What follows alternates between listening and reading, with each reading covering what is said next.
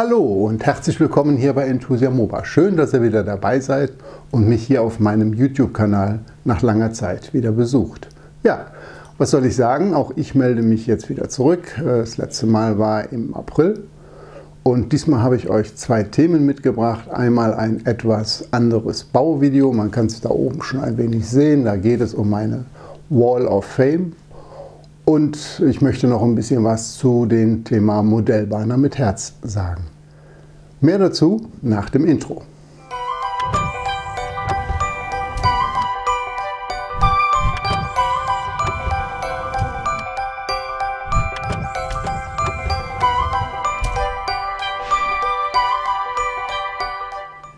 Ja, bevor wir jetzt überhaupt anfangen, darf ich euch erstmal einen wunderschönen ersten Advent wünschen. Was soll man sagen, ne? Gestern noch am Strand gelegen, heute schon die ersten Weihnachtskugeln schon wieder aufgehangen und die vorweihnachtliche Zeit beginnt. Und das war eigentlich auch Anlass mal, um hier zwei Themen nochmal zu präsentieren, die mir wirklich sehr, sehr am Herzen liegen.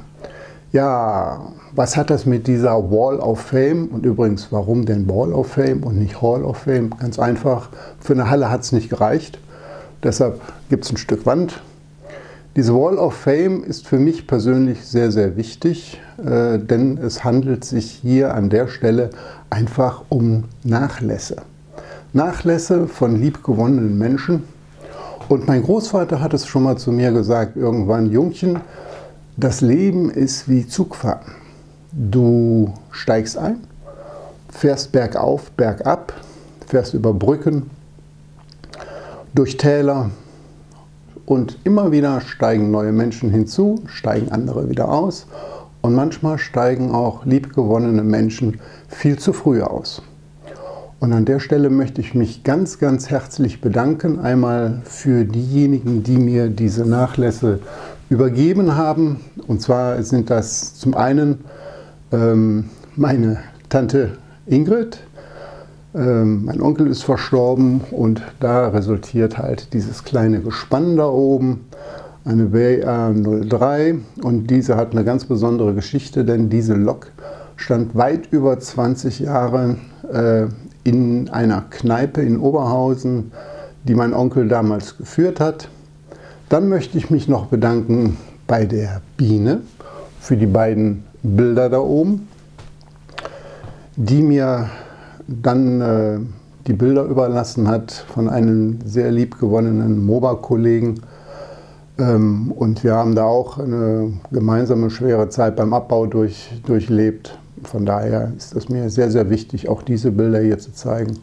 Und zum anderen hier unten die Zug- und Lokschilder, die da hängen. Da darf ich mich ganz besonders bei meinem Kollegen, dem Rudi, mit seiner Frau Anita bedanken, die mir dann den Nachlass von seinem verstorbenen Schwager überlassen haben. Für mich ist es ganz wichtig, dass man immer noch an liebgewonnene Menschen auch mal denkt und die einen auch in irgendeiner Form begleitet haben, und denen ist genau diese Wall of Fame gewidmet. Ja, und jetzt zeige ich euch ein etwas anderes, kleines, kurzes Bauvideo, nämlich genau wie diese Wall of Fame entstanden ist. Und danach sehen wir uns wieder.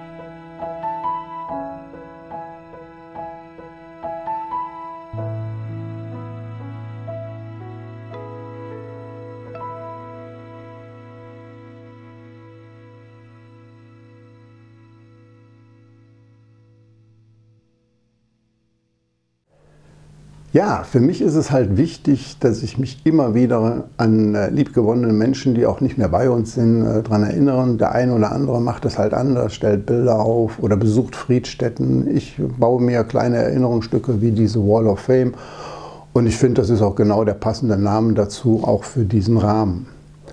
Aber man sollte nicht immer nur an Menschen denken, die man vielleicht verloren haben, die einen begleitet haben, sondern man sollte auch an Menschen denken, die man vielleicht gar nicht persönlich kennt und denen man trotzdem ein Stück weit beiwohnen kann und etwas mitgeben kann.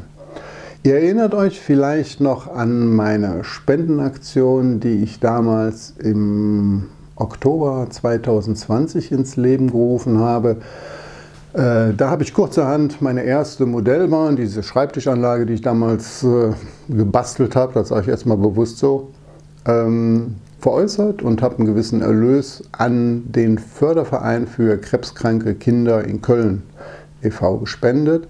Da bin ich Fördermitglied, da spende ich regelmäßig hin. Das ist für mich eine Herzensangelegenheit, nicht weil ich betroffen bin, sondern weil ich einfach, wie soll man sagen, ein Stück weit dankbar bin, dass ich eben nicht betroffen bin und möchte auf dem Weg vielleicht etwas zurückgeben, dafür, dass ich davon verschont geworden bin. Mittlerweile habe ich eine Enkelin, die ist auch kerngesund und ich freue mich darüber, dass das ein Ding ist, das ich auch gerne weitermachen möchte. Und genau über dieses Thema möchte ich nochmal sprechen, aber zuvor möchte ich mich bei 3 Personen insbesondere bedanken, die doch sehr, sehr auffällig sind bei dieser Spendenaktion. Das eine ist der Holger, den kennen wir alle, das ist der Bahnbeamte. Der Holger hat damals an der Spendenaktion teilgenommen und spendet seitdem monatlich quasi in einem Abo einen gewissen Obolus an diesen Förderverein für krebskranke Kinder.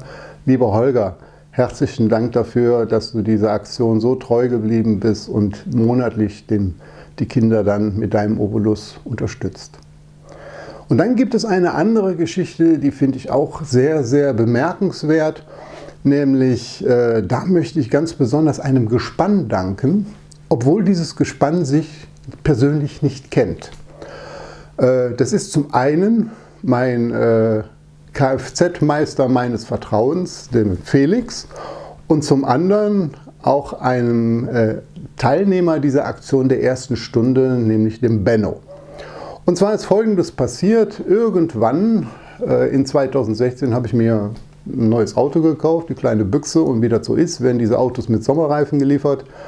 Und ich fahre hier in Köln, fahre ich Ganzjahresreifen. Ich muss nicht wechseln, so schlimm ist das hier mit dem Schneegefälle in Köln nicht.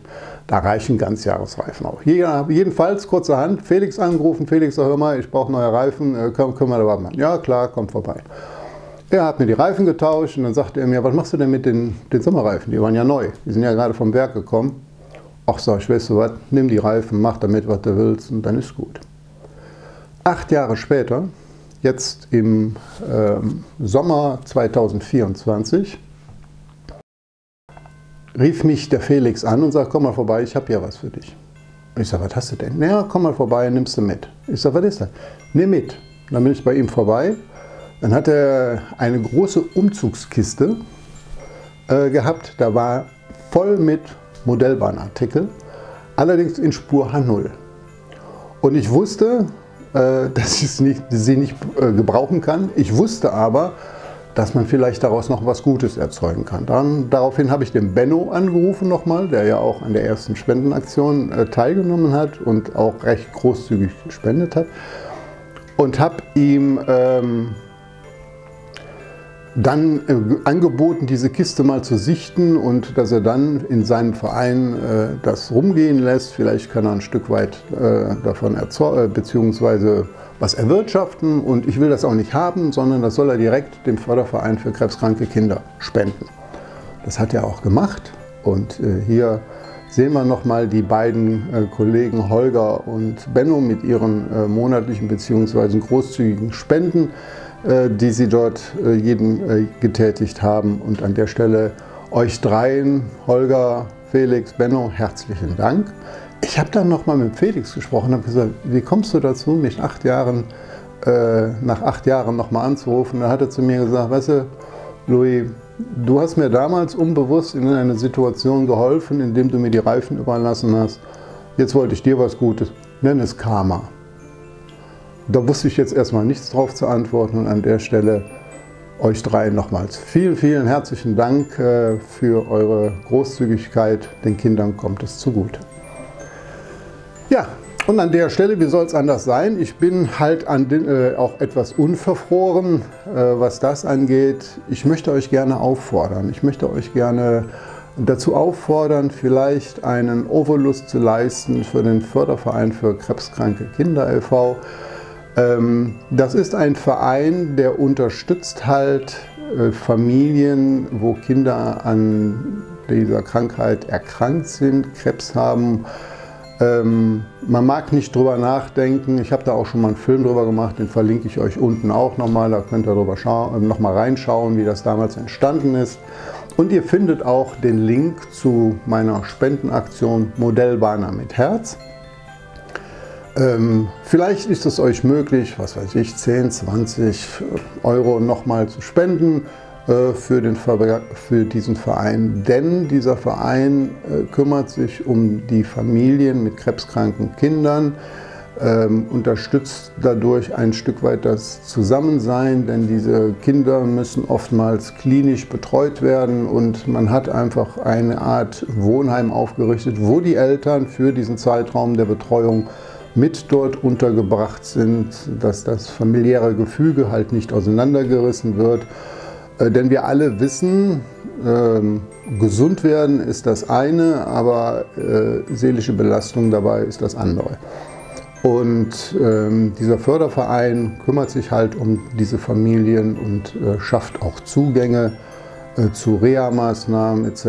Und es gibt glücklicherweise sehr viele Fälle, da gibt es einen guten Genesungsverlauf und die Kinder werden auch teilweise irgendwann mal wieder gesund werden. Aber es gibt auch Kinder dabei, da weiß man jetzt schon, dass sie ihren ersten Schultag nicht erleben werden. Und von daher ist meine Bitte an euch, wir haben jetzt die richtige Zeit dazu, ne? Wir haben jetzt eine Vorweihnachtszeit, natürlich ist das von mir beabsichtigt, aber wir wissen auch darum, jeder denkt in dieser Zeit an etwas Vergangenes drüber nach oder etwas für die Zukunft, über etwas, was er vielleicht verändern möchte oder was er leisten kann. Und ich glaube, gerade jetzt in der Zeit, wo sehr viel Umbruch in unserem Land ist, dass es wichtig ist, dass jeder ein Stück zur Gesellschaft dabei trägt. Und das wäre jetzt der Punkt, an denen ihr vielleicht auch was dazu tun könnt. Wie gesagt, unten findet ihr eine Verlinkung zur Spendenaktion Modellbahner mit Herz und ich würde mich freuen, wenn ihr auch daran teilnehmen würdet. Ja, so viel erstmal dazu. Jetzt kommt sicherlich die Frage, zum einen wird der eine oder andere sagen, ja schön, dass du wieder da bist, aber wann geht es denn mit dir jetzt wieder weiter? Also mit mir geht es täglich weiter mit der Modellbahn. Da ist noch ein anderes Thema, aber nächste Woche kommt das nächste Update über den Bau meiner Modelleisenbahn und dann geht es auch hiermit wieder weiter. So ihr Lieben, das war es wieder mal. Ich hoffe, es hat euch ein Stückchen gefallen. Ich hoffe, ich konnte euch ein bisschen ansprechen zu dem Spendenaufruf oder an dem Spendenaufruf teilzunehmen. Ich wünsche euch und euren Familien eine wunderschöne Adventszeit, eine schöne, besinnliche, vorweihnachtliche Zeit und an der Stelle darf ich auch sagen, sicherlich auch eine schöne Weihnachtszeit und ich werde in diesem Jahr, anders wie in den Jahren davor, keine weiteren Filme jetzt mehr bringen, außer dieses Bau-Update.